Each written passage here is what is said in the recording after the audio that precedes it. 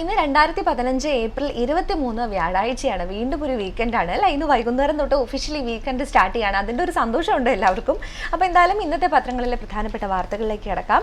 നമുക്കറിയാം നിർഭയ കേസ് നമ്മുടെ മനസാക്ഷിയെ ഞെട്ടിച്ചെന്നൊക്കെ പറയാം. നിർഭയ കേസിലെ പ്രതിക്ക് 18 വയസ്സ് തികയാൻ 6 മാസം ബാക്കി നിൽക്കെ അതുകൊണ്ട് മാത്രം പ്രതിയെ ജുവനൈൽ കേസ് കോടതിക്ക് വേണ്ടി വിട്ടു നൽകുക, അങ്ങനത്തെ ഒരു സിറ്റുവേഷൻ ഉണ്ടായിരുന്നു. അപ്പോൾ അതിനെ തുടർന്ന് അതുകൊണ്ട് നിമിത്തമായിട്ടുള്ള ഒരു വിധി വന്നിട്ടുള്ളത് 16 കഴിഞ്ഞാൽ മുതിർന്നവരായി കണക്കാക്കും. കൊലപാതകം, മാനഭംഗം തുടങ്ങിയ കേസുകളിൽ ശിക്ഷാ പരിധി 16 വയസ്സാക്കിയിട്ടുണ്ട്.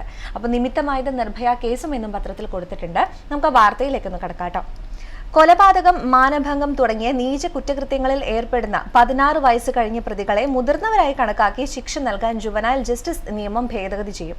ഇതിനുള്ള നിർദ്ദേശം കേന്ദ്ര മന്ത്രിസഭ അംഗീകരിച്ചു കഴിഞ്ഞു. നിലവിൽ 18 വയസ്സ് കഴിഞ്ഞവരെയാണ് കുറ്റകൃത്യങ്ങളിൽ മുതിർന്നവരായി കണ്ട് ശിക്ഷിച്ചിരുന്നത്. ബിൽ പാർലമെന്റിന്റെ നടപ്പ് സമ്മേളനത്തിൽ തന്നെ അവതരിപ്പിക്കുമെന്ന് പറയുന്നുണ്ട്. നിമിത്തമായത് ഞാൻ പറഞ്ഞല്ലോ, നിർഭയ കേസാണ്, അതിനെക്കുറിച്ചും കൊടുത്തിട്ടുണ്ട്. രാജ്യത്തിന്റെ മനസാക്ഷിയെ ഉലച്ച ഡൽഹി കൂട്ടമാനഭംഗ കേസിന്റെ പശ്ചാത്തലത്തിലാണ് പ്രായപരിധി കുറയ്ക്കണമെന്ന ആവശ്യമുയർന്നത്. ഒത്തിരി പ്രക്ഷോഭങ്ങളൊക്കെ അതിനോടനുബന്ധിച്ച് സംഘടിപ്പിച്ചിരുന്നു. അപ്പോൾ അതിനെ തുടർന്നാണ് ഈ ഒരു വിധി ഉണ്ടായതെന്നാണ് പറയുന്നത്.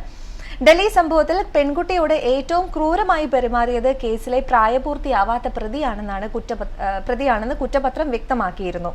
എന്നാൽ ഈ പ്രതിക്ക് 18 വയസ്സ് പൂർത്തിയാവാൻ 6 മാസം കുറവുള്ളതിനാൽ 3 വർഷം ജുവനൈൽ ജസ്റ്റിസ് ബോർഡിന് കീഴിലുള്ള നിരീക്ഷണ കേന്ദ്രത്തിൽ പാർപ്പിക്കാനായിരുന്നു വിധി.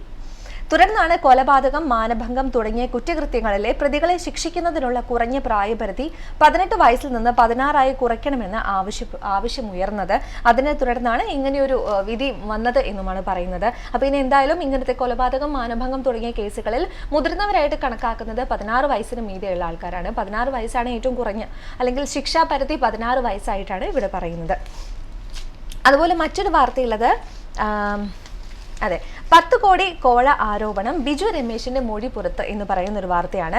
ബാബുനുവേൽ ബാർ ബോംബ് എന്നും പറഞ്ഞിട്ടുണ്ട്. മാതൃഭൂമിയാണ് ഇത് റിപ്പോർട്ട് ചെയ്തിരിക്കുന്നത്. നമ്മുടെ സ്വന്തം കേരളത്തിൽ നിന്നുള്ള വാർത്ത തന്നെയാണ് കേട്ടോ. നമുക്ക് നോക്കാം.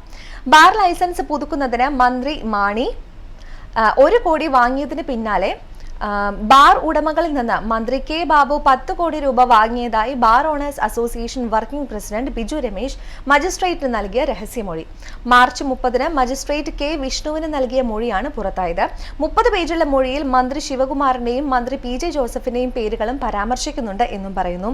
അതുപോലെ തന്നെ 2012-13 വർഷത്തെ എക്സൈസിന്റെ താൻ കൂടി പങ്കെടുത്ത പ്രീ ബഡ്ജറ്റ് യോഗത്തിൽ ബാറുകളുടെ ലൈസൻസ് ഫീ 22 ലക്ഷത്തിൽ നിന്ന് 30 ലക്ഷമായി ഉയർത്തുമെന്ന് മന്ത്രി ബാബു വ്യക്തമാക്കിയതായി മൊഴിയിൽ പറയുന്നു എന്നും പറയുന്നുണ്ട്. ഇതാണ് മറ്റൊരു വാർത്തയായിട്ട് മാതൃഭൂമി കൊടുത്തിരിക്കുന്നത്. അതുപോലെ തന്നെ നമുക്കറിയാം, നമ്മൾ ഇന്നലെ ന്യൂസിലൊക്കെ കണ്ടു അല്ലേ, ഡൽഹിയിൽ ആം ആദ്മി പാർട്ടിയുടെ റാലിക്കിടെ ഒരു കർഷകൻ ആത്മഹത്യ ചെയ്തൊരു വാർത്ത.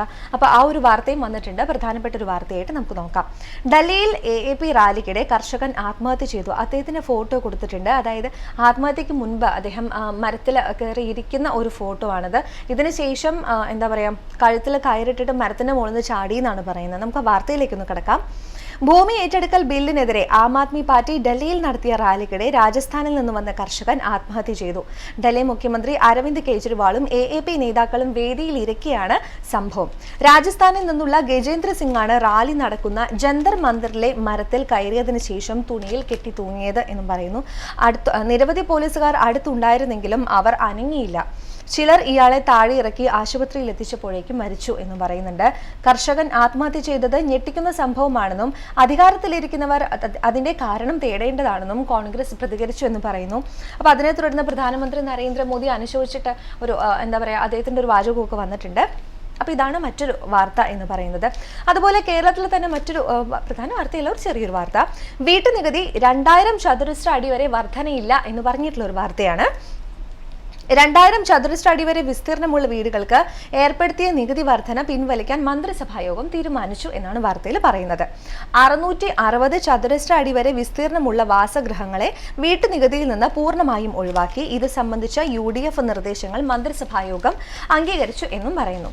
അതുപോലെ തന്നെ നമുക്കറിയാം നാട്ടിലിപ്പോൾ ഗംഭീര മഴയാണ് അല്ലേ. അപ്പോൾ അതിനെക്കുറിച്ചുള്ള വാർത്തയുണ്ട്. കാലവർഷം കുറയും, പക്ഷേ കേരളത്തിൽ മഴ തുടരുമെന്നാണ് പറയുന്നത്. നമുക്ക് നോക്കാം. കാലവർഷം ഇത്തവണയും സാധാരണയിലും കുറവായിരിക്കുമെന്നാണ് കാലാവസ്ഥാ നിരീക്ഷണ വകുപ്പ് വിലയിരുത്തുന്നത്. സാധാരണ കാലവർഷത്തിന്റെ ഏകദേശം 93% മഴ മാത്രമാണ് ഇപ്രാവശ്യം ലഭിക്കുക എന്നാണ് പറയുന്നത്. മുൻ വർഷങ്ങളിലും കാലവർഷം കുറവായിരുന്നു എന്നാണ് പറയുന്നത്. അതുപോലെ തന്നെ കേരളത്തിൽ ഇന്നലെ കാര്യമായിട്ട് മഴ പെയ്തിട്ടില്ലെങ്കിലും വരുന്ന 3 ദിവസങ്ങളിൽ നല്ല മഴയ്ക്ക് സാധ്യതയുണ്ടെന്നും കാലാവസ്ഥാ നിരീക്ഷണ കേന്ദ്രം റിപ്പോർട്ട് ചെയ്തിട്ടുണ്ട്. അതാണ് മറ്റൊരു വാർത്തയുള്ളത്. അതുപോലെ തന്നെ നമ്മുടെ SSLC ഫലത്തെക്കുറിച്ച് നമുക്കറിയാം. റിസൾട്ട് പെട്ടെന്ന് വന്നെങ്കിലും ഒത്തിരി പിശകുകളും തെറ്റുകളും ഒക്കെ ഉണ്ടായിരുന്നു. അതിനെക്കുറിച്ചുള്ള ഒരു വാർത്തയാണ്. SSLC കിട്ടിയ മാർക്ക് കുറയില്ലെന്ന് മുഖ്യമന്ത്രി. പിശക് 2000 പേരുടെ ഫലത്തിലെന്ന് സർക്കാർ എന്നാണ് പറയുന്നത്. നമുക്ക് ആ വാർത്തയിലേക്ക് കടക്കാം. SSLC പരീക്ഷയ്ക്ക് ഒരു വിദ്യാർത്ഥിക്കും കിട്ടിയ മാർക്ക് കുറയില്ലെന്ന് മുഖ്യമന്ത്രി ഉമ്മൻചാണ്ടി. ഇക്കാര്യത്തിൽ കാര്യമായ പ്രശ്നങ്ങളൊന്നും ഉണ്ടായിട്ടില്ലെന്ന് മന്ത്രിസഭാ യോഗത്തിന് ശേഷം അദ്ദേഹം പറഞ്ഞു. കഴിഞ്ഞ വർഷങ്ങളിൽ ഉണ്ടായതുപോലുള്ള കാര്യങ്ങൾ മാത്രമാണ് ഉണ്ടായത്. ഗ്രേസ് മാർക്കുമായി ബന്ധപ്പെട്ടും മറ്റും 2000-ഓളം പേരുടെ ഫലം വന്നിട്ടില്ല എന്ന് പറയുന്നു. അത് ഉടനെ പ്രസിദ്ധീകരിക്കുമെന്നാണ്. അതിനോടനുബന്ധിച്ചുള്ള വാർത്ത തന്നെയാണ് പിശക് 2000 പേരുടെ ഫലത്തിലെന്ന് സർക്കാർ. SSLC പരീക്ഷയിൽ ഏതാണ്ട് 2000 പേരുടെ മാർക്കിലാണ് പിശക് വന്നതെന്ന് സർക്കാർ സ്ഥിരീകരിച്ചു. അതുപോലെ വിട്ടുപോയ മാർക്ക് ചേർക്കാൻ മൂല്യനിർണ്ണയ ക്യാമ്പിൽ നിന്ന് മാർക്ക് ശേഖരിച്ചു വരുന്നുണ്ട്. ഗ്രേസ് മാർക്ക് നൽകാത്തവർക്കും അത് നൽകുമെന്നും പറയുന്നു. അതുപോലെ സർട്ടിഫിക്കറ്റുകൾ വിതരണം ചെയ്യുന്നതിന് മുൻപ് മൂല്യനിർണ്ണയ ക്യാമ്പുകളിൽ നിന്ന് കിട്ടിയ മാർക്കുമായി ഒരു പ്രാവശ്യം കൂടി ഒത്തുനോക്കാനാണ് ശ്രമിക്കുന്നത്. ഗ്രേഡിൽ എന്തെങ്കിലും വ്യത്യാസം കാണുകയോ ഗ്രേഡ് രേഖപ്പെടുത്താതിരിക്കുകയോ ചെയ്ത വിവരം പരീക്ഷാ ഭവനെ അറിയിക്കാനാണ് സർക്കാർ നിർദ്ദേശം. ഹെഡ് മാസ്റ്റർക്കോ കുട്ടികൾക്കോ നേരിട്ടോ പരാതി നൽകാം എന്നും വാർത്തയിൽ പറയുന്നുണ്ട്. അപ്പോൾ എന്തായാലും ഇതോടുകൂടിയെങ്കിലും കുറച്ച് പ്രശ്നങ്ങളൊക്കെ കുട്ടികൾക്ക് ഭയങ്കര ആദ്യമാണല്ലോ. അതും 10ാം ക്ലാസ് SSLC റിസൾട്ടിലൊക്കെ ചേഞ്ച് വരിക എന്ന് പറയുമ്പോൾ ശരിക്കും പഠിച്ചത് മുഴുവൻ വേസ്റ്റ് ആയി പോയി എന്നുള്ളൊരു ചിന്ത അതിലെ കുട്ടികൾക്ക് ഉണ്ടാവും അല്ലേ. അപ്പോൾ അതൊക്കെയാണ് ഇന്നത്തെ പത്രങ്ങളിലെ പ്രധാനപ്പെട്ട വാർത്ത. ഇനി നമുക്ക് എഡിറ്റോറിയൽ പേജിലേക്ക് പോവാം. എഡിറ്റോറിയൽ പേജിൽ ഇന്ന് മലയാള മനോരമയിൽ കൊടുത്തിരിക്കുന്നത് ഇന്റർനെറ്റ് സ്വാതന്ത്ര്യം തുടരട്ടെ എന്ന് പറയുന്ന ഒരു ലേഖനമാണ്. നെറ്റ് ഉപയോക്താക്കളുടെ ആശങ്ക കേന്ദ്ര സർക്കാർ മാനിക്കണമെന്ന് പറഞ്ഞിട്ടുള്ള ഒരു ലേഖനമാണ്. നമുക്ക് നോക്കാം. ലോകം മുഴുവൻ നമ്മുടെ കൈവിരൽ തുമ്പിൽ എത്തിക്കുമെന്നതാണ് ഇന്റർനെറ്റിനെ കുറിച്ചുള്ള വിശേഷണം തന്നെ. എന്നാൽ ലോകം മുഴുവനുമല്ല, പണം നൽകുന്നതിനനുസരിച്ചുള്ള വിവരങ്ങൾ മാത്രം വിരൽ തുമ്പിൽ എന്ന അവസ്ഥയിലേക്ക് കാര്യങ്ങൾ മാറുമോ എന്ന പ്രചരണം നെറ്റ് ഉപയോക്താക്കളുടെ മുഴുവൻ ആശങ്കയായി മാറുന്നു. മാർച്ച് അവസാന വാരം ടെലികോം റെഗുലേറ്ററി അതോറിറ്റി അതായത് ട്രായ് ജനാഭിപ്രായം തേടിയിറക്കിയ രേഖയിൽ നിന്നാണ് സൈബർ ലോകത്തെ പിടിച്ചുകുലുക്കിയ ഇന്റർനെറ്റ് നിഷ്പക്ഷത അതായത് നെറ്റ് ന്യൂട്രാലിറ്റിക്ക് വേണ്ടിയുള്ള ആശയ സമരത്തിന് തുടക്കം. ഓവർ ദി ടോപ്പ് സേവനങ്ങൾക്ക് നിയന്ത്രണം ഏർപ്പെടുത്തുന്നത് സംബന്ധിച്ചായിരുന്നു ട്രായ് പൊതുജനങ്ങളുടെ അഭിപ്രായം തേടിയത്. ഇന്റർനെറ്റ് അധിഷ്ഠിത മെസ്സേജിംഗ് കോളിംഗ് സേവനങ്ങളായ Skype, WhatsApp, Viber, Google Talk തുടങ്ങിയവയെല്ലാം OTT സേവനങ്ങളിൽ ഉൾപ്പെടുമെന്ന് പറയുന്നു. ഇത്തരം ആപ്ലിക്കേഷനുകളും മറ്റും വ്യാപകമായതോടെ അത് തങ്ങളുടെ സേവനങ്ങൾക്ക് തിരിച്ചടിയായെന്ന് ടെലികോം കമ്പനികൾ നേരത്തെ തന്നെ ട്രായെ അറിയിച്ചിരുന്നു എന്ന് പറയുന്നുണ്ട്. തുടർന്ന് ഇവയ്ക്ക് നിയന്ത്രണം ഏർപ്പെടുത്തുന്നത് സംബന്ധിച്ച വാർത്തകളും പുറത്തുവന്നു. ഇതേ വിഷയത്തിൽ ട്രായ് പൊതുജനങ്ങളിൽ നിന്ന് തേടുന്ന പ്രതികരണ ശേഖരണത്തിന്റെ കാലാവധി നാളെ തീരുകയാണ് എന്നും പറയുന്നുണ്ട്. ശരിക്കും എന്താ പറയുക, സ്കൈപ്പും അതുപോലെ തന്നെ നമ്മളെ സംബന്ധിച്ചിടത്തോളം സ്കൈപ്പൊക്കെ ഫ്രീ ആയത് തന്നെയാണ് ഏറ്റവും വലിയ കാര്യം അല്ലേ. അപ്പോൾ നെറ്റ് ന്യൂട്രാലിറ്റിനെ കുറിച്ച് എന്താ പറയുക, കോൺഗ്രസ് ഉപാധ്യക്ഷൻ രാഹുൽ ഗാന്ധിയും തന്നെ ഇതിനെക്കുറിച്ചും പ്രസ്താവനകളൊക്കെ പറഞ്ഞിട്ടുണ്ട്. എന്തായാലും നല്ലൊരു തീരുമാനം തന്നെ വരും നമുക്ക് പ്രതീക്ഷിക്കാം അല്ലേ. ഇതാണ് ഇന്നത്തെ മനോരമയുടെ ലേഖനമായിട്ട് വന്നിരിക്കുന്നത്. ഇനി നമുക്ക് നമ്മുടെ സ്പോർട്സ് പേജിലേക്ക് കടക്കാം. സ്പോർട്സ് പേജിൽ മനോരമയുടെ പ്രധാനപ്പെട്ട വാർത്ത എന്ന് പറയുന്നത് ചാമ്പ്യൻസ് ലീഗ് സെമിയിൽ ബയനും ബാർസിലോനയും എന്ന് പറഞ്ഞിട്ടുള്ള ഒരു വാർത്തയാണ്. വലിയൊരു തലക്കെട്ടാണ്. അടി 6 കടന്ന് ബയൺ എന്ന് പറയുന്ന ഒരു അദ്ദേഹത്തിൻ്റെ ഫോട്ടോയും കൂടെയുള്ള ഒരു എന്താ പറയുക വലിയൊരു വാർത്തയാണ് കൊടുത്തിരിക്കുന്നത്. ഫോട്ടോൻ്റെ അടിക്കുറിപ്പായിട്ട് കൊടുത്തിരിക്കുന്നത് ഗോൾ നേടിയതിൻ്റെ ആഹ്ലാദം ഡാനി ആൽവ്സുമൊത്ത് പങ്കുവയ്ക്കുന്ന നെയ്മർ എന്നാണ് കൊടുത്തിരിക്കുന്നത്. നമുക്ക് വാർത്തയിലേക്കൊന്ന് കടക്കാം. 3 പകരം 6, 5 എണ്ണം ഒന്നാം പകുതിയിൽ. ആദ്യ പാദത്തിലെ 3-1 തോൽവിക്ക് ബയൺ മ്യൂണിക് പകരം വീട്ടി. അലിയൻസ് അറീനയിൽ എണ്ണയിട്ട യന്ത്രം പോലെ കളിച്ച അവർ പോർട്ടോയെ പറഞ്ഞുവിട്ടത് 6-1. ലോകകപ്പ് സെമി ഫൈനലിലെ ജർമ്മനി ബ്രസീൽ മത്സരത്തെ അനുസ്മരിപ്പിച്ച് 13 മിനിറ്റിനുള്ളിൽ പോർട്ടോ വലയിൽ കുടുങ്ങിയത് 3 ഗോളുകൾ. 3ഉം ബയണിന്റെ ഹൈബോൾ സാമർഥ്യം തെളിയിക്കുന്ന ഹെഡറുകൾ. റോബർട്ടോ ലെവാൻഡോവ്സ്കി 2 ഗോൾ അടിച്ചു. Thiago Alcantara, Jerome Boateng, Thomas Muller, Xabi Alonso എന്നിവരാണ് ബയണിന്റെ സ്കോറർമാർ എന്നും പറയുന്നു. ഇരു പാദങ്ങളിലുമായി സ്കോർ 7-4 ആണ്. ന്യൂ കാമ്പിലെ മത്സരത്തിൽ PSG അനായാസം 2-0 തോൽപ്പിച്ച് ബാർസലോണയും അവസാന 4-ലെത്തി. 2 ഗോളും നെയ്മറുടെ ബൂട്ടിൽ നിന്ന്. ആദ്യ പാദത്തിലെ 3-1 വിജയവും ചേർത്ത് അവസാന സ്കോർ 5-1 എന്നുമാണ് കൊടുത്തിരിക്കുന്ന ഒരു വാർത്ത. അതുപോലെ തന്നെ മാതൃഭൂമി പത്രത്തിലെ സ്പോർട്സ് പേജിൽ കൊടുത്തിരിക്കുന്ന വാർത്തകൾ എന്തൊക്കെയാണ് നമുക്കൊന്ന് നോക്കാം. IPL കുറിച്ചൊരു വാർത്ത കൊടുത്തിട്ടുണ്ട്. മഴക്കളിയിൽ ഹൈദരാബാദ്, അതുപോലെ തന്നെ വീണ്ടും ചെന്നൈ എന്നൊക്കെ പറഞ്ഞിരിക്കുന്ന വാർത്തയാണ് IPL കുറിച്ച് കൊടുത്തിരിക്കുന്നത്. നമുക്ക് നോക്കാം. മഴക്കളിയിൽ ഹൈദരാബാദ്, വിശാഖപട്ടണത്തിൽ നിന്നാണ് കേട്ടോ ഇത്. IPL ഹൈദരാബാദ് സൺറൈസേഴ്സിന് 2ാം ജയം. മഴ മൂലം തടസ്സപ്പെട്ട മത്സരത്തിൽ ഡക്വർത്ത് ലൂയിസ് നിയമപ്രകാരം 16 റൺസാണ് കൊൽക്കത്തയെ തോൽപ്പിച്ചത്. അതുപോലെ തന്നെ ആദ്യം ബാറ്റ് ചെയ്ത ഹൈദരാബാദ് നിശ്ചിത 20 ഓവറിൽ 176 റൺസ് എടുത്തു. മഴ മൂലം കൊൽക്കത്തയുടെ വിജയലക്ഷ്യം 12 ഓവറിൽ 118 പുതുക്കി നിശ്ചയിച്ചു എന്ന് പറയുന്നു. സ്കോർ ഹൈദരാബാദ് സൺറൈസേഴ്സ് 20 ഓവറിൽ 4-ന് 176, കൊൽക്കത്ത നൈറ്റ് റൈഡേഴ്സ് 12 ഓവറിൽ 4-ന് 101. ഇതൊക്കെയാണ് ഇന്നത്തെ കളിയുടെ സ്കോർ. അതുപോലെ തന്നെ വീണ്ടും ചെന്നൈ എന്ന് പറഞ്ഞിട്ടുള്ളൊരു വാർത്തയുണ്ട്. IPL ബുധനാഴ്ച നടന്ന 2ാം മത്സരത്തിൽ ചെന്നൈ സൂപ്പർ കിങ്സ് ബാംഗ്ലൂരിനെ 27 റൺസിന് തോൽപ്പിച്ചു. ആദ്യം ബാറ്റ് ചെയ്ത ചെന്നൈ 20 ഓവറിൽ 181 റൺസ് എടുത്തപ്പോൾ ബാംഗ്ലൂർ റോയൽ ചലഞ്ചേഴ്സിന്റെ പോരാട്ടം 154 റൺസിൽ അവസാനിച്ചു. സ്കോറും കൊടുത്തിട്ടുണ്ട് കേട്ടോ. സ്കോർ ചെന്നൈ 20 ഓവറിൽ 8-ന് 181, ബാംഗ്ലൂർ 20 ഓവറിൽ 8-ന് 154. അങ്ങനെയാണ് ചെന്നൈയുടെയും ബാംഗ്ലൂരിന്റെയും സ്കോറുകൾ കൊടുത്തിരിക്കുന്നത്. ഇതൊക്കെയാണ് ഇന്നത്തെ പ്രധാനപ്പെട്ട സ്പോർട്സ് വിശേഷങ്ങൾ എന്ന് പറയുന്നത്. ഇനി നമുക്ക് നമ്മുടെ സ്വന്തം പ്രവാസ ലോകത്തെ വിശേഷങ്ങളിലേക്ക് അടക്കാം. ഗൾഫ് വാർത്തയിലേക്കാണ്. മാതൃഭൂമിയിലെ പ്രധാനപ്പെട്ട ഗൾഫ് വാർത്ത എന്ന് പറയുന്നത് എക്സ്പോനെ കുറിച്ചാണ്. എക്സ്പോ 2020 പങ്കാളികളാക്കാൻ ഷെയ്ഖ് മുഹമ്മദിന്റെ ആഹ്വാനം എന്ന് പറഞ്ഞിട്ടുള്ള ഒരു വാർത്തയാണ്. നമുക്ക് നോക്കാം. ദുബായ് ആതിഥേയത്വം വഹിക്കുന്ന ലോക വ്യാവസായിക വാണിജ്യ മേളയായ എക്സ്പോ 2020 പങ്കാളികളാകാൻ UAE വൈസ് പ്രസിഡന്റും പ്രധാനമന്ത്രിയും ദുബായ് ഭരണാധികാരിയുമായ Sheikh Mohammed bin Rashid Al Maktoum business സമൂഹത്തോട് ആഹ്വാനം ചെയ്തു. എക്സ്പോ 2020 വേദിയാവുന്ന ജബൽ അലിയിലെ സ്ഥലത്ത് പ്രത്യേകം തയ്യാറാക്കിയ പവലിയനിൽ ലോകത്തിന്റെ വിവിധ ഭാഗങ്ങളിൽ നിന്ന് പ്രത്യേകം ക്ഷണിതാക്കളായി എത്തിയ 300ഓളം വ്യാവസായിക പ്രമുഖരോടായിരുന്നു ഷെയ്ഖ് മുഹമ്മദിന്റെ ആഹ്വാനം എന്ന് പറഞ്ഞിട്ടുള്ള ഒരു വാർത്തയാണ് മാതൃഭൂമിയിലെ പ്രധാനപ്പെട്ട ഗൾഫ് വിശേഷമായിട്ട് കൊടുത്തിരിക്കുന്നത്. അതുപോലെ തന്നെ മറ്റൊരു വാർത്ത, ഒമാനിൽ 3ാമതും ഭൂചലനം പേടിക്കാനില്ലെന്ന് വിദഗ്ധർ എന്ന് പറയുന്ന ഒരു വാർത്തയാണ് കേട്ടോ. നമുക്ക് നോക്കാം. ഒരാഴ്ചക്കിടെ 3 ഭൂചലനങ്ങളാണ് ഒമാനിൽ ഉണ്ടായത്. മസ്കറ്റിലാണ്. ചൊവ്വാഴ്ച രാത്രി 8:30യോടെയാണ് അവസാനമായി ഭൂചലനം ഉണ്ടായത്. റിക്ടർ സ്കെയിലിൽ 4.7 എന്ന് രേഖപ്പെടുത്തിയ ഭൂചലനം രേഖപ്പെടുത്തിയിട്ടുണ്ട്. അതുപോലെ തന്നെ കഴിഞ്ഞ ശനിയാഴ്ച ഉണ്ടായ ഭൂചലനം ഭൂകമ്പ മാപ്പിനിയിൽ 3 രേഖപ്പെടുത്തിയിരുന്നു. അതുപോലെ തന്നെ തിങ്കളാഴ്ച ഉച്ചയ്ക്ക് 2:30യോടെയും ഭൂചലനം ഉണ്ടായി. ഭൂകമ്പ മാപ്പിനിയിൽ അത് 2.54 രേഖപ്പെടുത്തി. പക്ഷേ ഇതിനൊന്നും പേടിക്കാനില്ലെന്നാണ് വിദഗ്ധരുടെ അഭിപ്രായം. അതുകൊണ്ട് തന്നെ എന്താ പറയുക, നമുക്ക് സമാധാനമായിട്ട് തന്നെ ഇരിക്കാം അല്ലേ. അതുപോലെ മറ്റൊരു വാർത്തയുള്ളത് നമ്മുടെ ഷാർജയിൽ നടക്കുന്ന കുട്ടികളുടെ വായനോത്സവത്തെക്കുറിച്ചാണ് കേട്ടോ. ശരിക്കും കുട്ടികൾക്കൊക്കെ എന്താ പറയുക പോയി കാണാവുന്ന ഒത്തിരി എന്താ പറയുക സംഭവങ്ങളുണ്ട് അവിടെ. അതുപോലെ തന്നെ ദുബായ് എക്സ്പോ സെന്ററിൽ കുട്ടികൾക്കായിട്ട് ഡൈനോസറുകളുടെ ലോകം എന്ന് പറഞ്ഞിട്ടുള്ള ഒരു ഒരുക്കിയിട്ടുണ്ട്. അതിൽ പ്രദർശനത്തിൽ ഒരു ഫോട്ടോയും കൂടെ കൊടുത്തിട്ടുണ്ട് കേട്ടോ.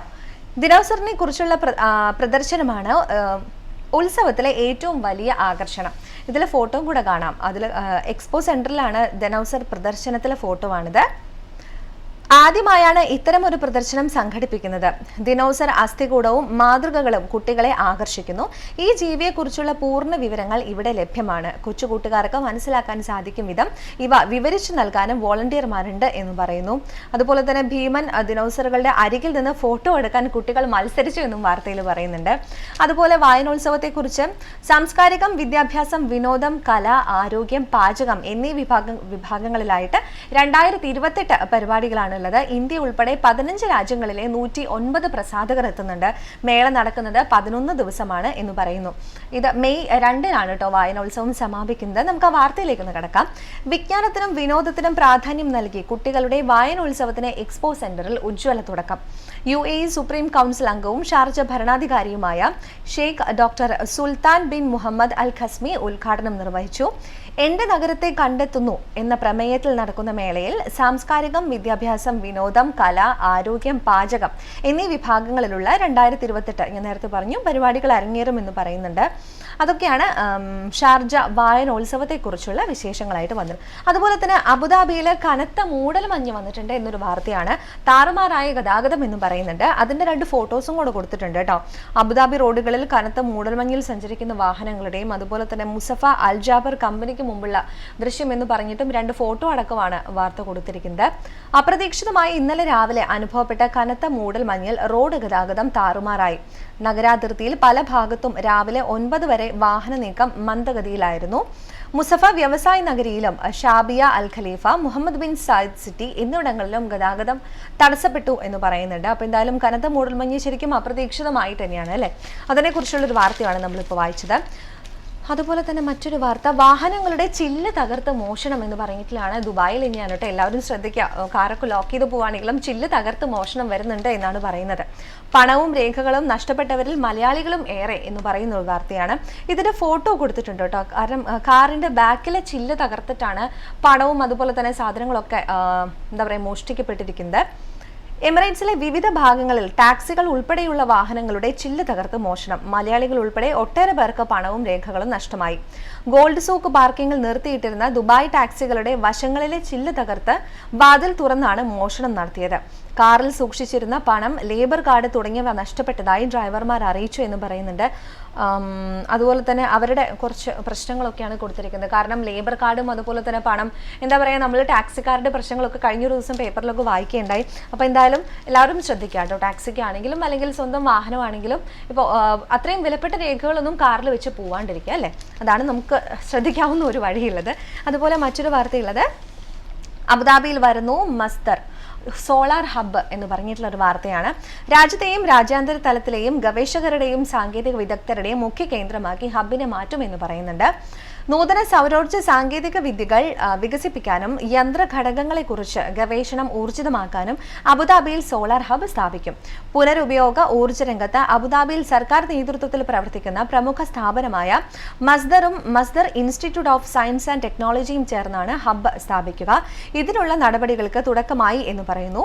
സൗരോർജ്ജ സംഭരണ കേന്ദ്രങ്ങൾ, സോളാർ ഫോട്ടോ വോൾട്ടേക്, അതുപോലെ തന്നെ കാലാവസ്ഥാ വെല്ലുവിളികളെ അതിജീവിച്ച് സൂര്യപ്രകാശം ആഗിരണം ചെയ്യാനുള്ള സംവിധാനം തുടങ്ങിയവ വികസിപ്പിച്ച് സൗരോർജ്ജ മേഖലയിൽ വൻ കുതിച്ചുചാട്ടത്തിന് വഴിയൊരുക്കുകയാണ് ഹബ്ബിന്റെ ലക്ഷ്യം എന്നുമാണ് വാർത്തയിൽ പറയുന്നത്.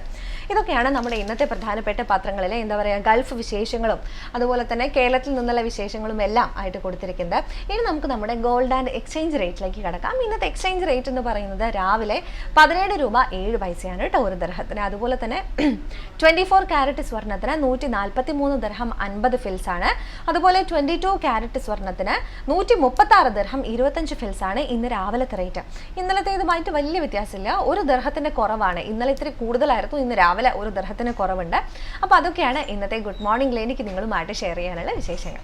അപ്പോൾ ഇതുപോലെ തന്നെ മറ്റൊരു നല്ലൊരു വാചകവും അറൗണ്ട് ദ വേൾഡും പത്രങ്ങളിലെ വിശേഷങ്ങളൊക്കെ ആയിട്ട് അടുത്ത ദിവസം ഇതുപോലെ തന്നെ 9:30 നമുക്ക് വീണ്ടും കാണാം. എല്ലാവർക്കും നല്ലൊരു ദിനം ആശംസിച്ചുകൊണ്ട് നന്ദി, നമസ്കാരം.